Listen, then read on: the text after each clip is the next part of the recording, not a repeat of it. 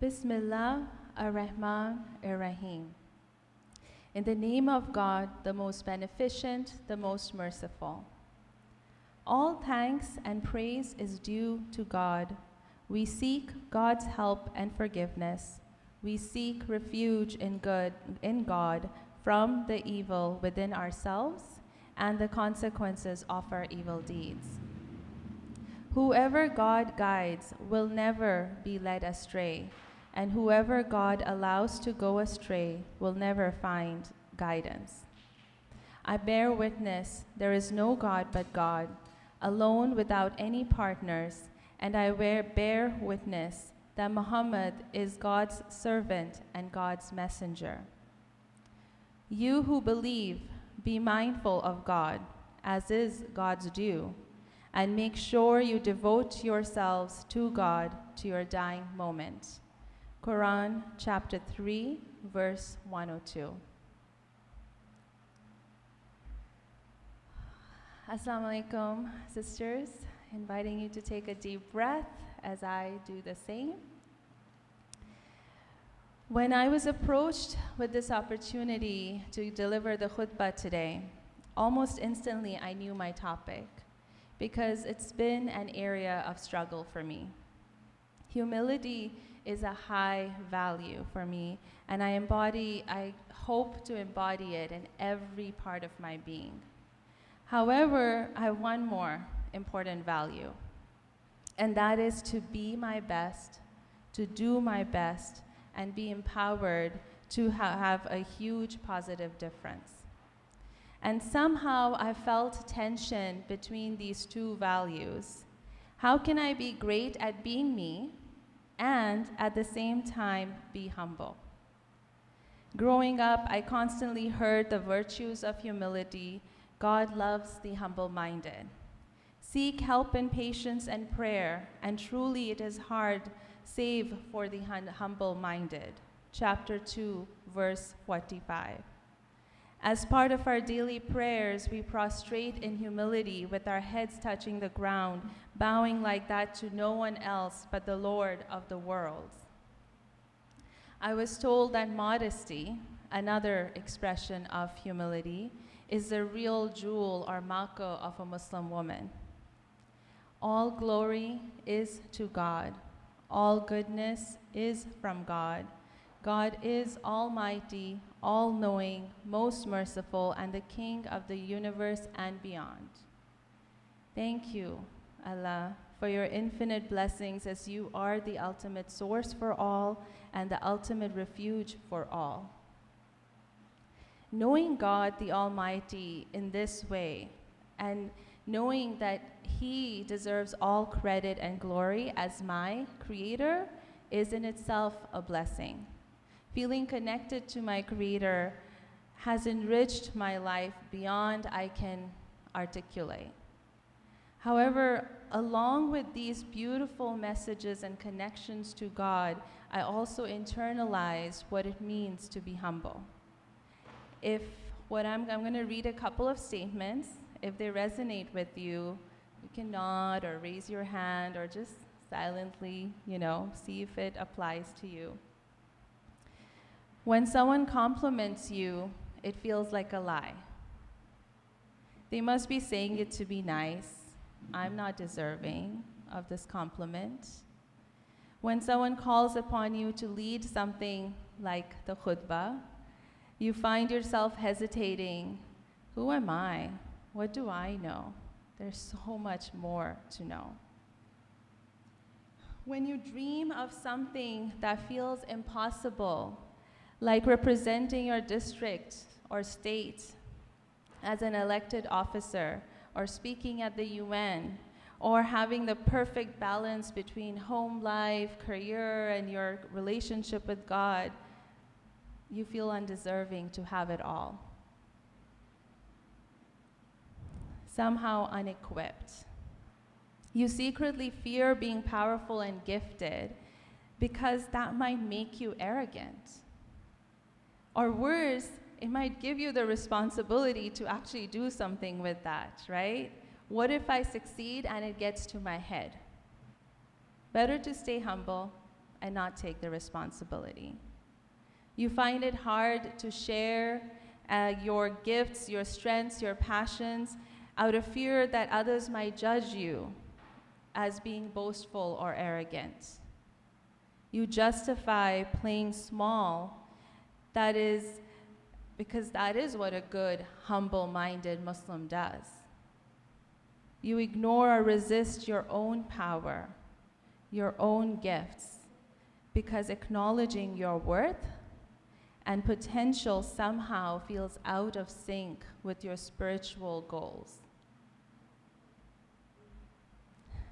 Every scenario I've described here, I felt it. And it has held me back, it has slowed me down, or it has stopped me from ever imagining myself from doing big things, like inviting people to work with me, or honoring my own experiences and expertise as being valuable enough. I've allowed these ideas of humility to keep me small and work within a small and acceptable box of possibilities.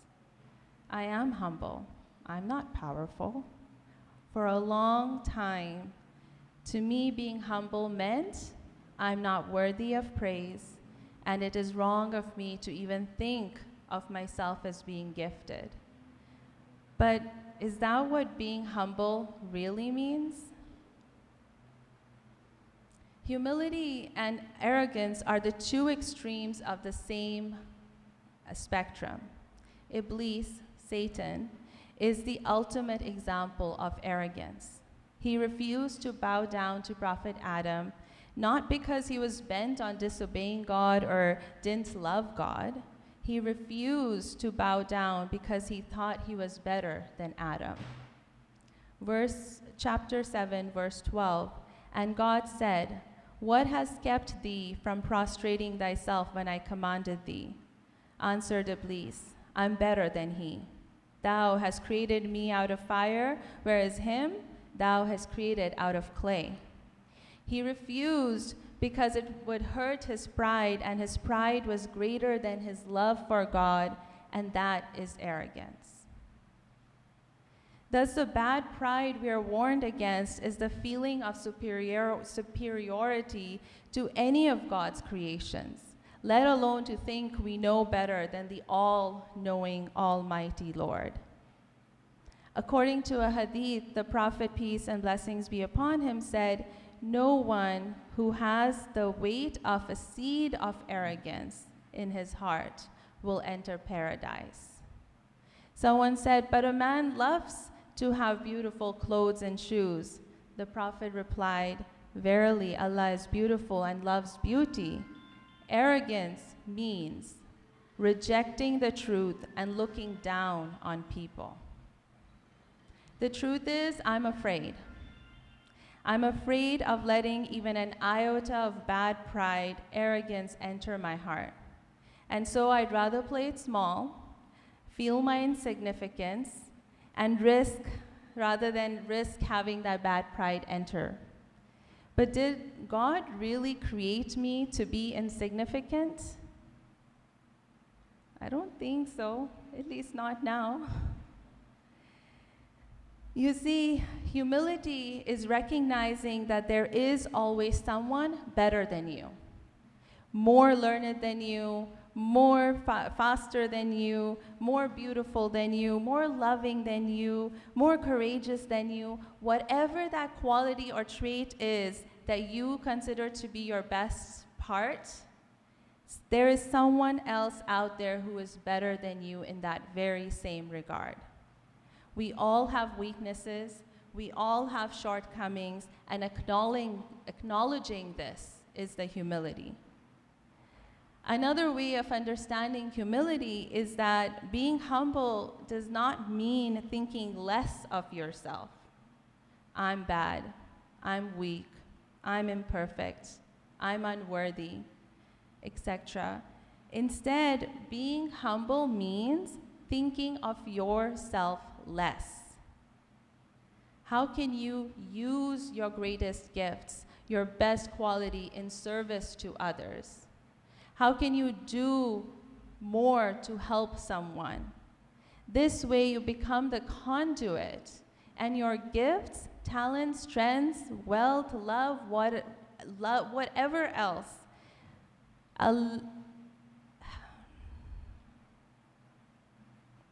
whatever else becomes a means to an end.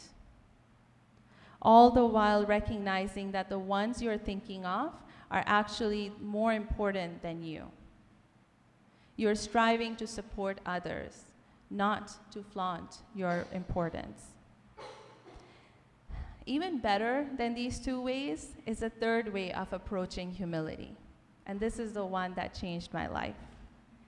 It is the best guaranteed way to be one of the most righteous and inshallah to be loved by Allah, God. This is to remember who you are, who you really are. There is no greater truth for a Muslim than a Muslim who submits his or her will to God than this. Chapter 2, verse 156. Verily, to God we belong, and verily, to God is our return. If you remember your source, then you will remember who you are. At the time of creation, God made it clear. Adam was more knowledgeable than the angels. Adam was gifted. Not only did he know more, but he also had the freedom to explore the gardens. He had free will to make choices. He was blessed with fine food, drinks, beauty all around him, and companionship. But the verse did not stop there at Adam knowing more. As soon as Adam had conveyed unto them their names, God said, "Did I not say unto you, verily, I alone know the hidden reality of the heavens and the earth, and know all that you bring into the open and all that you would conceal." Chapter 2, verse 33. God is all-knowing. Thus, as greatly gifted as Adam was, God is infinite. God is the source, He is the creator, God is in charge, and God has the power to give and take away as He wills. All God has to do is say kun fayakun, be, and it is. So the guaranteed path of humility is to remember that whatever you have, whoever you are, is from God, through God, because of God, and therefore I invite you to dedicate yourself and all you have to God. And that cannot be insignificance. With this intention and sincere efforts to live this intention, no matter how powerful or successful you get, how gifted you are, how praised you are, you will always be humble-minded. Because you know your Lord, your sustainer, is the ultimate source, and nothing is impossible for God. Grounded in this truth with gratitude and awe for your Creator in your heart, you can use your power and gifts to serve God and earn God's pleasure, glorify God, and if you are daring enough, then strive to become the best version of yourself in tribute to your Creator. Any praise of you as God's creation is praise of your Creator. Indeed, all praise and glory belongs to God. Like me, don't let your love for humility or your fear of arrogance hold you back from recognizing and using your gifts for good. And if others praise you for them, then know that by truly honoring your gifts and striving to be your best self, you're inspiring them to do the same. Do not use your knowledge or gifts or demonstrate your greatness to put others down, but use it for good and for the sake of God. So if this is humility, then how did all my hesitations and fears and feelings of unworthiness become my expression of presumed humility? To unpack this, it is important to make one more distinction. Making this distinction helped me move from playing small and feeling unworthy and of my gifts and my calling, and stepping up and doing my best to answer my calling. Would you like to know what this one distinction is? Yeah? Yay. Power. If I truly allowed myself to feel worthy of my gifts and calling, then I had to also admit to the power I have. The power to influence, the power to make an impact, the power to make change, the power to lead, the power to dream and hold space for that dream to be manifested. Now, in full humility, this power is not unique to me. You and I, we all have the same power. Understanding what this power is has helped me embrace my power with humility and gratitude. As the uncle in Spider-Man, I forget his name, said, with great power comes great responsibility.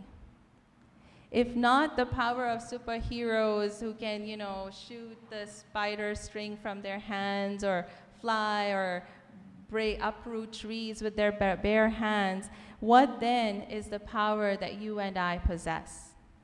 There are two kinds of powers.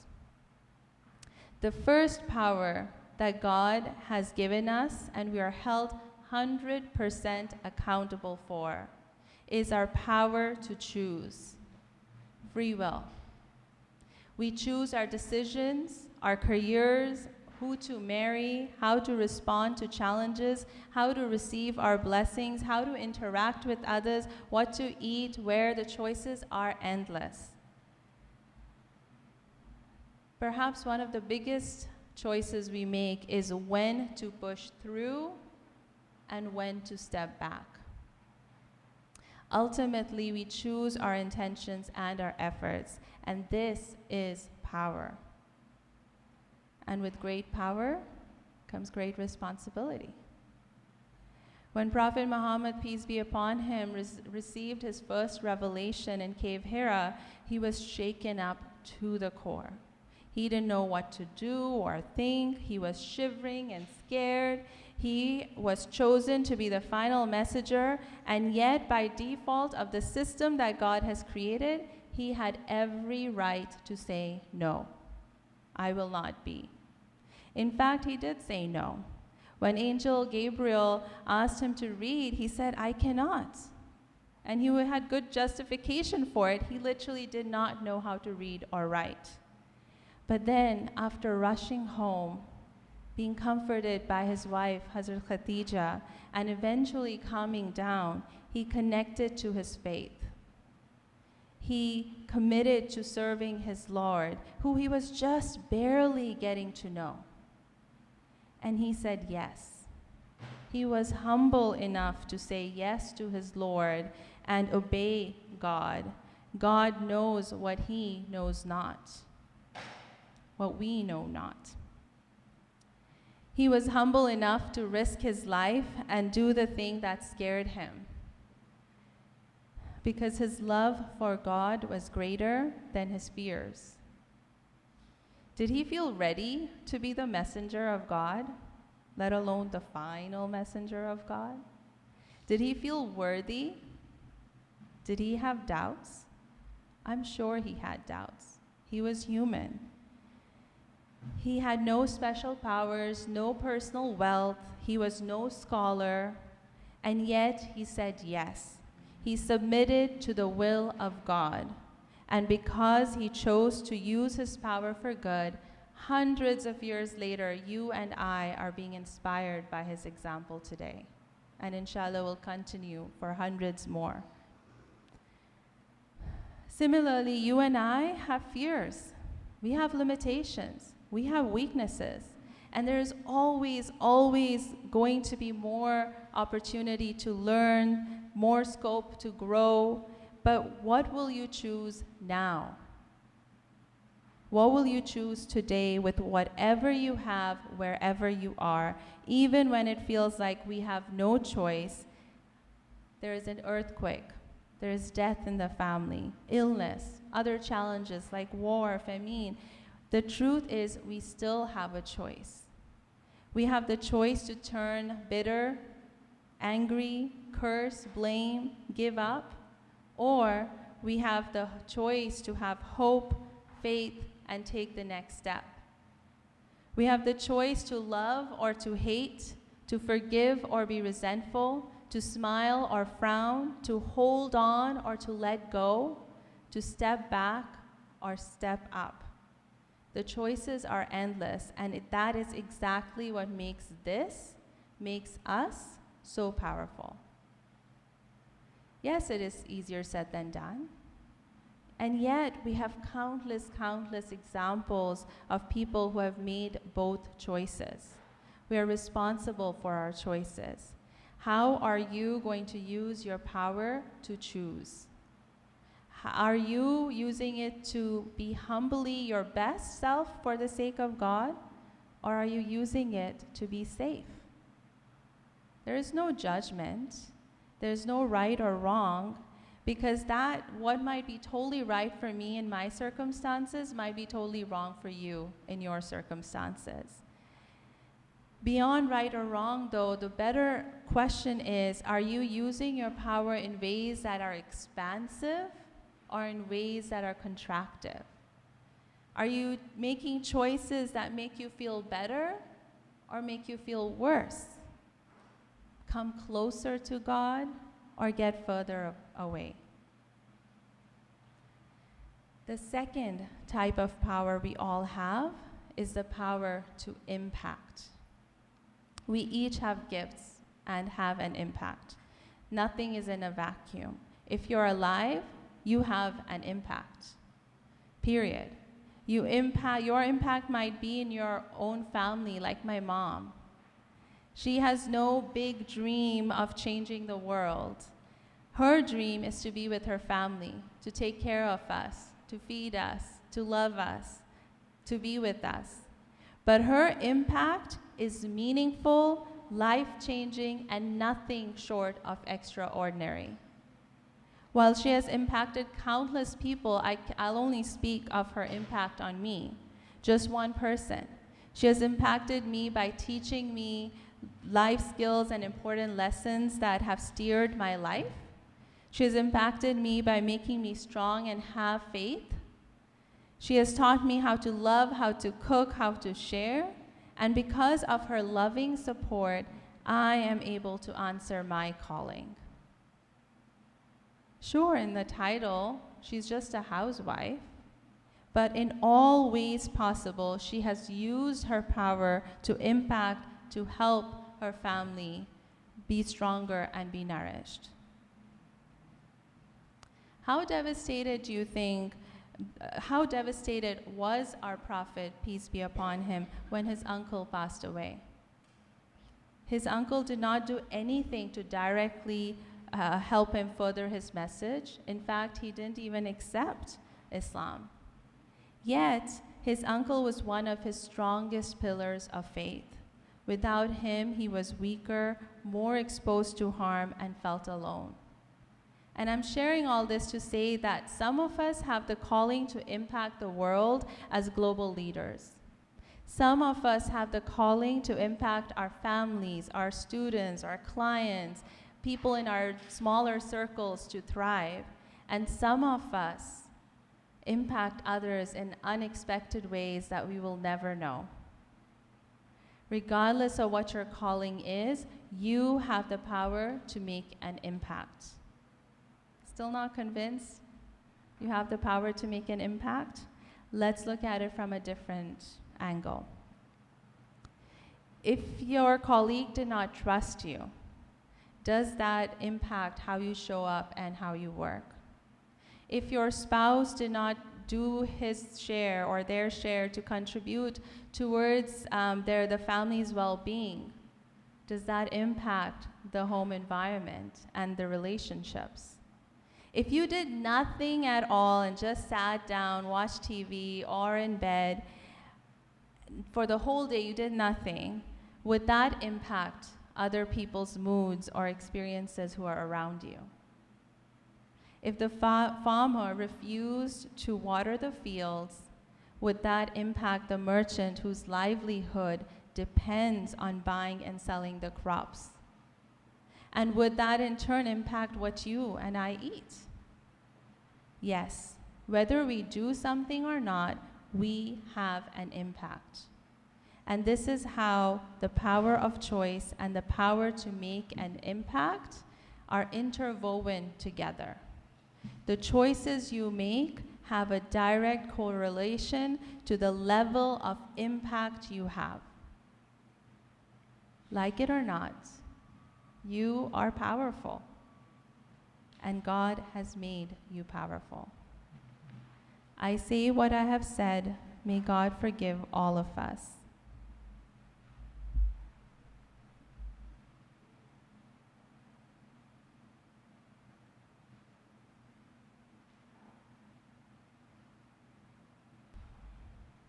Alhamdulillah.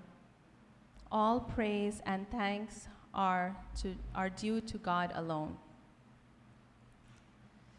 I hope by now it is clear that humility and power are not in competition to one another, meaning you can choose, you can be humble and powerful at the same time because essentially you choose to be humble. And that is power. Humility is powerful. Your gifts are your strengths, your knowledge, your values, your talents, your personalities, your personal characteristics, love, wealth, health. It's endless. We have endless abundance of gifts. When we use our gifts in service to others and in dedication to our Creator and Sustainer, we choose to be humble. And mashallah, be powerful. Yes, with great power comes great responsibility. As Muslims, on the Day of Judgment, we know we will be held accountable for our choices and our actions. Therefore, we only have 3 choices: use our gifts, misuse our gifts, don't use our gifts. That's it. Using your gifts, your blessings, means being humble in your intentions and efforts to make a positive impact. Misusing your gifts means using them in a way that serves you, but it has a greater negative impact on others. Not using your gifts means not acknowledging them, resisting them, downplaying them, doubting them, doubting your potential, and basically you give away your power of having greater impact by living a life of default. Not using your gifts might sound like this, and again, I've been guilty. Whatever happens will happen. God will take care of it. I can't do anything. Who am I? I'm not ready. I'm not enough. I don't have much to offer. Someone else will take care of it. And by the way, not using your gifts is also a choice that you and I will be held accountable for. My sisters, my friends, my most sincere, deepest invitation to you all is to say yes. Say yes to using your gifts in service to humanity and your Lord.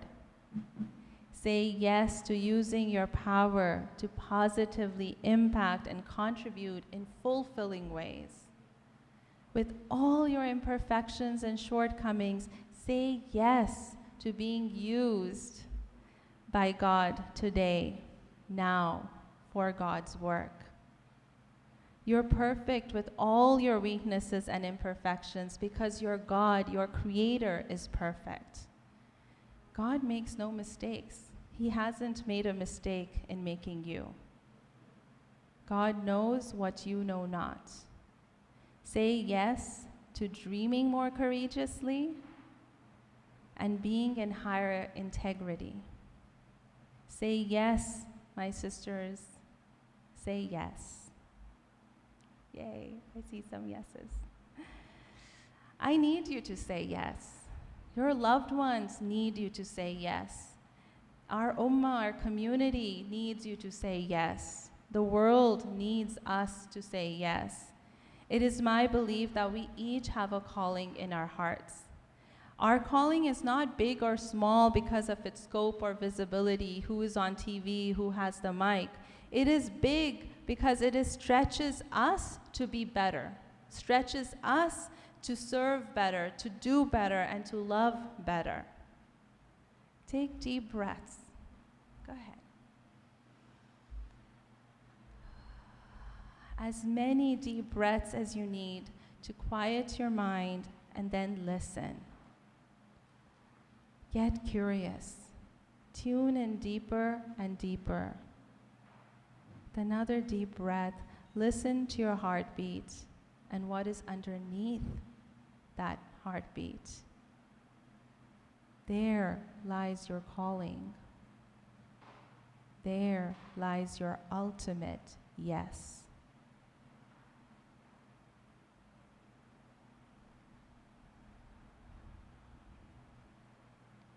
You see, I believe we each have a calling.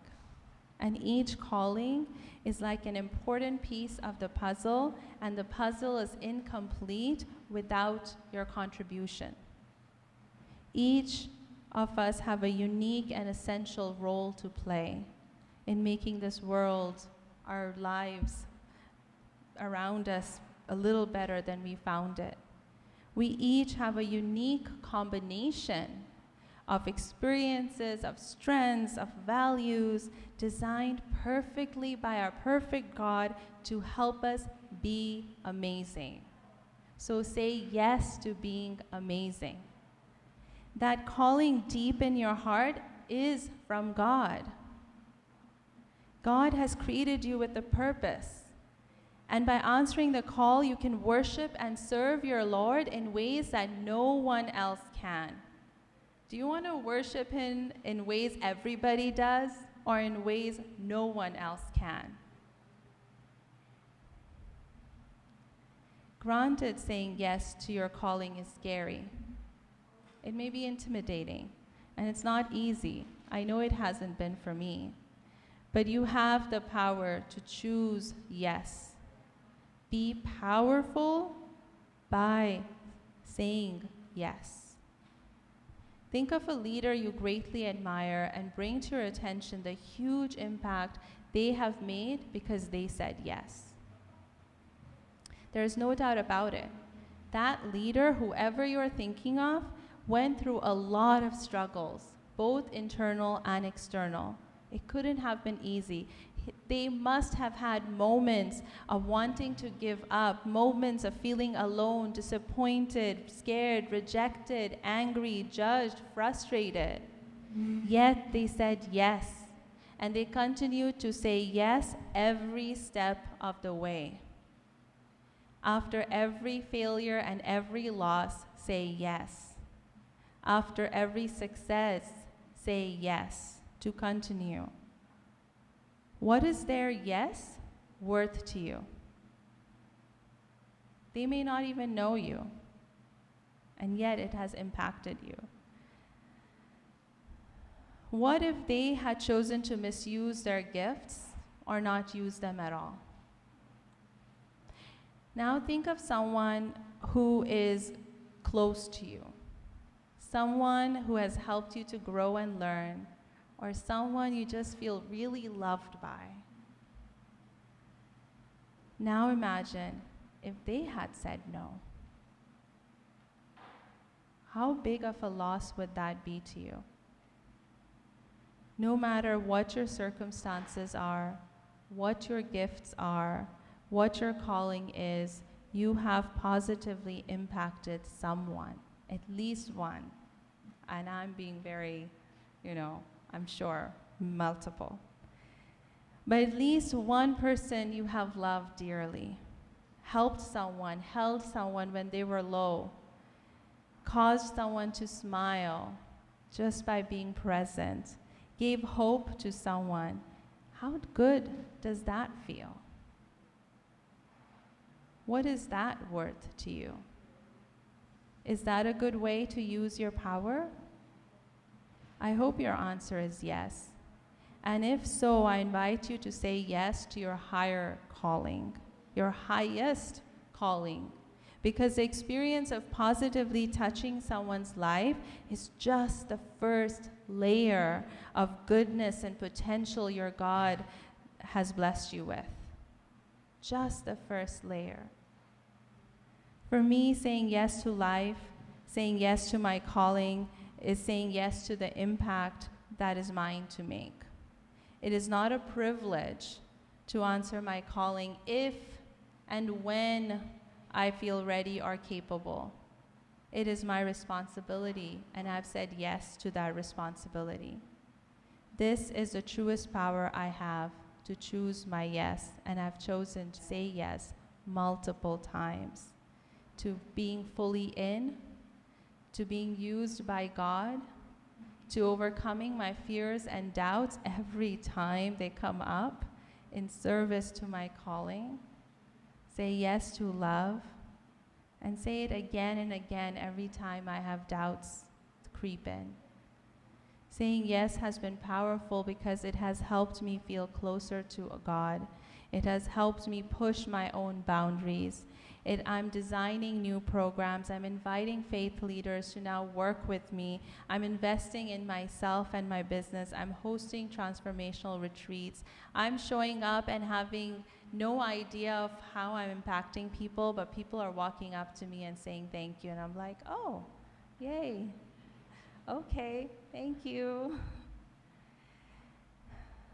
And while I have a lot of fears and obstacles, and I'm sure I always will, I found deeper love, gratitude, joy, confidence, fulfilling, because I'm living on purpose. I'm worshiping God the best way I can. For too long, I allowed the mask of false humility. Fear and insecurities help me, keep me from using my power to have greater impact. I have an impact no matter what I do or choose. So I'm just choosing. I might as well have the biggest impact I can by answering my calling. So I invite you to be true to yourself, be true to your Creator as His creation, and trust that He has made you just right, just enough, and whole. You are sustained by the King of the universe, for whom everything is possible, unbound by limitations of time or space. I urge you, my sisters, to not let anything hold you back from saying yes to living a fulfilling, meaningful, impactful, loving life of service. Say yes to using your gifts and your power with humility. And I conclude with du'as, prayers. God commands justice, doing good, and generosity towards relatives, and God forbids what is shameful, blameworthy, and oppressive. God teaches you so that you may take heed. Recite what has been revealed to you of the book, and stay consistent in prayer. Indeed, prayer restrains the human from lewd and wicked behavior, but the remembrance of God is even greater, and God knows everything you are doing. Chapter 29, 45. May we each say yes in all ways and to all things as are pleasing to our Creator. May we find faith, love, compassion, and courage to drive our efforts and intentions. May we use our power of choice and our power to impact with humility, care, and love. May we seek refuge in Allah and find ourselves at peace and submit ourselves fully to His will.